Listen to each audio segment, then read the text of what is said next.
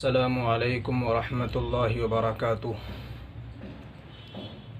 دوستو، آج پھر میں آپ حضرات کے سامنے ایک نئی ویڈیو لے کر کے حاضر ہوا ہوں۔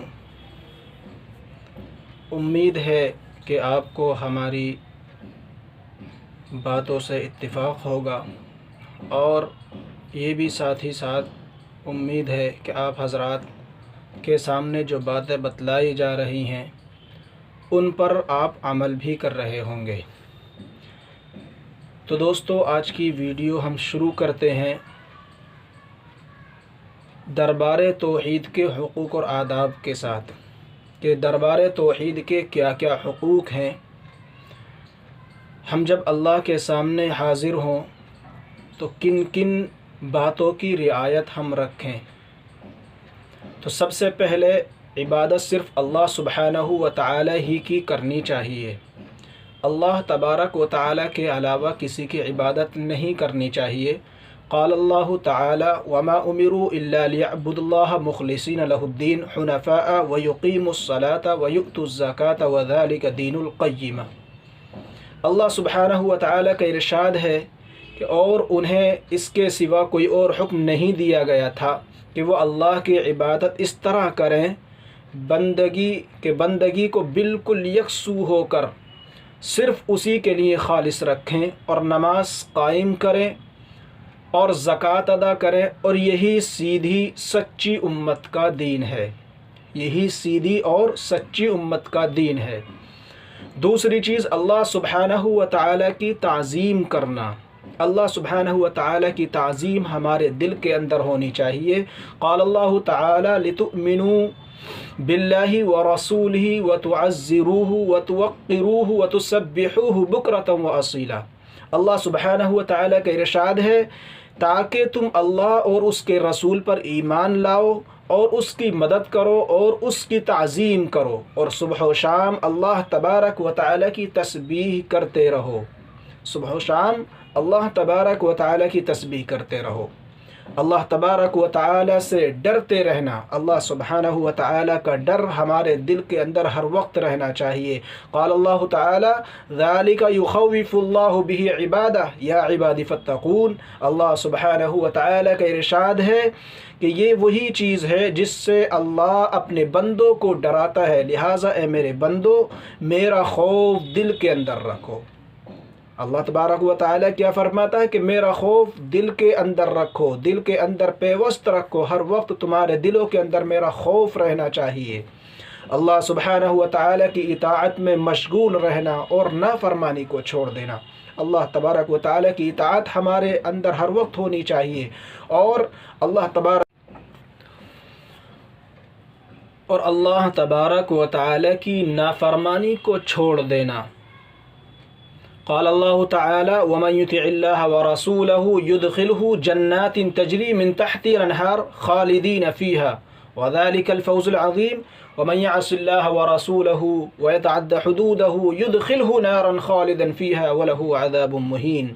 اللہ سبحانہ و تعالی کا ارشاد ہے، اور جو شخص اللہ اور اس کے رسول کی اطاعت کرے گا وہ اس کو ایسے باغات میں داخل کرے گا جس کے نیچے نہریں جاری ہیں، اور جس میں وہ ہمیشہ رہے گا، اور یہی بڑی کامیابی ہے۔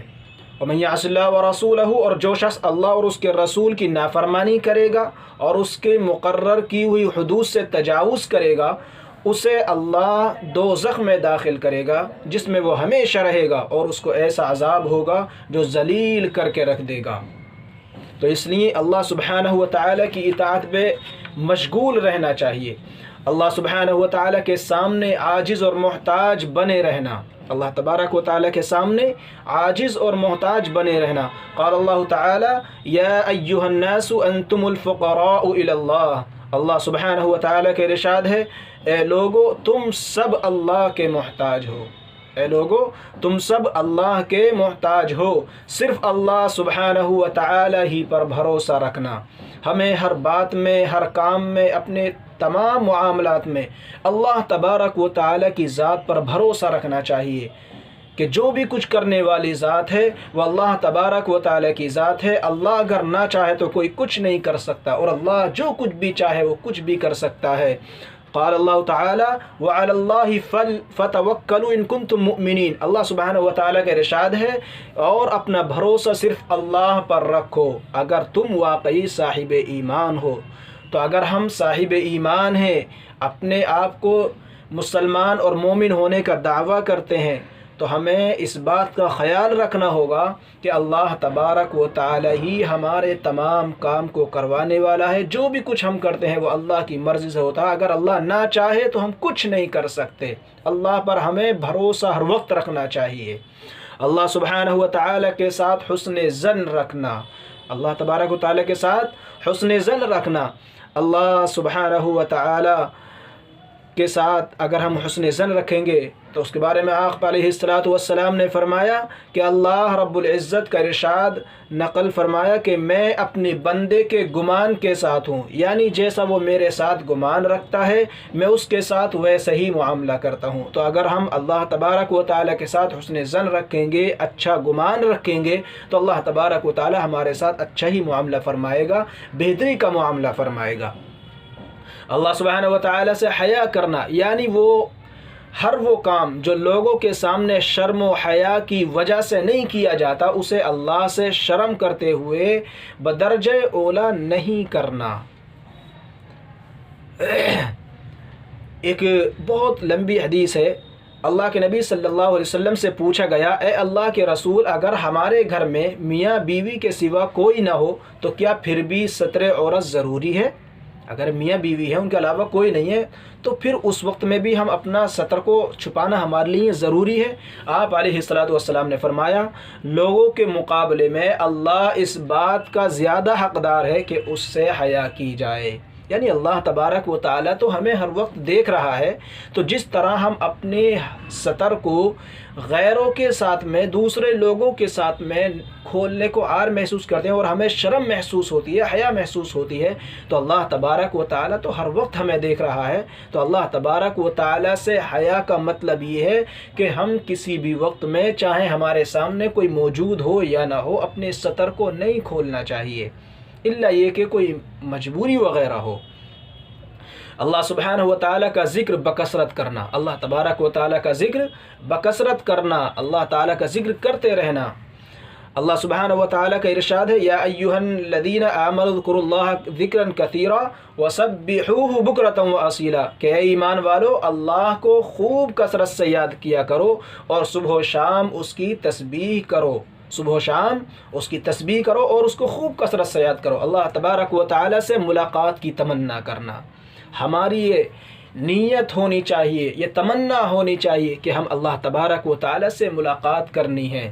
قال نبی صلی اللہ علیہ وسلم، نبی علیہ السلام نے فرمایا کہ جو شخص اللہ سے ملنا پسند کرتا ہے، اللہ بھی اس سے ملنا پسند کرتے ہیں۔ تو اگر ہماری نیت یہ ہوگی کہ ہم اللہ سے ملاقات کریں گے، تو اللہ تبارک و تعالیٰ بھی یہ چاہے گا کہ میں اس بندے سے ملاقات کروں، اور جو اللہ سے ملنا ناپسند کرتا ہے، اللہ بھی اس سے ملنا ناپسند کرتے ہیں۔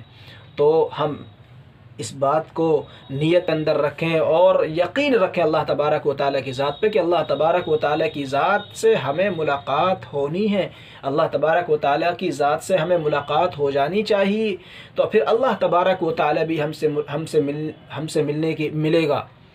تو یہ نیت ہماری ہونی چاہیے۔ اللہ سبحانہ و تعالیٰ اور رسول صلی اللہ علیہ وسلم کی محبت کا تمام چیزوں کی محبت سے زیادہ ہونا، دنیا کے اندر جتنی بھی چیزیں ہیں، یہاں تک کہ اپنے والدین سے بھی زیادہ محبت ہمیں اللہ اور رسول صلی اللہ علیہ وسلم سے ہونی چاہیے، کیونکہ نبی علیہ السلام نے فرمایا کہ 3 صفات جس میں پائی جائیں گی اسے ایمان کی حلاوت نصیب ہوگی۔ 3 صفات جس کے اندر پائی جائیں گی اسے ایمان کی حلاوت محسوس ہوگی، ایمان کی مٹھاس محسوس ہوگی۔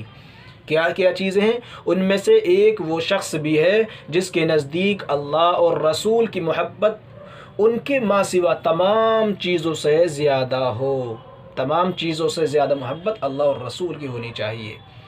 اپنے معاملات میں شریعت ہی کو حکم بنانا، دین کی آسانی کا یقین رکھنا، اللہ کے نبی صلی اللہ علیہ وسلم نے فرمایا کہ بے شک ہم نے حق پر مشتمل کتاب تم پر اس لیے اتاری ہے تاکہ تم لوگوں کے درمیان اس طریقے کے مطابق فیصلہ کرو جو اللہ نے تم کو سمجھا دیا ہے۔ تو قرآن کریم ہمارے سامنے موجود ہے، قرآن کریم نے ہمارے لیے ہر طرح کے مسائل کو حل کر دیا ہے، اس لیے ہم جو بھی کچھ ہمارا معاملہ ہو، جو بھی کچھ ہمارا ہو، ہم اس کے بارے میں قرآن کریم کو آگے رکھیں اور قرآن کریم سے معلوم کریں کہ اس راستے پہ ہمیں کیا کرنا چاہیے۔ قرآن کریم شریعت محمدیہ صلی اللہ علیہ وسلم ہمیں بتلا دے گی کہ ہمیں کس طرح کا معاملہ کس کے ساتھ میں کرنا چاہیے۔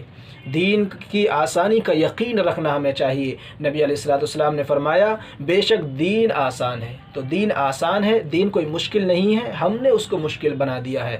تو اگر ہم دین کو آسانی کا یقین رکھیں گے تو پھر اس کے اندر آسانیاں ہمارے لیے پیدا ہوں گی اور دین پر عمل کرنا ہمارے لیے بہت ہی آسان ہو جائے گا۔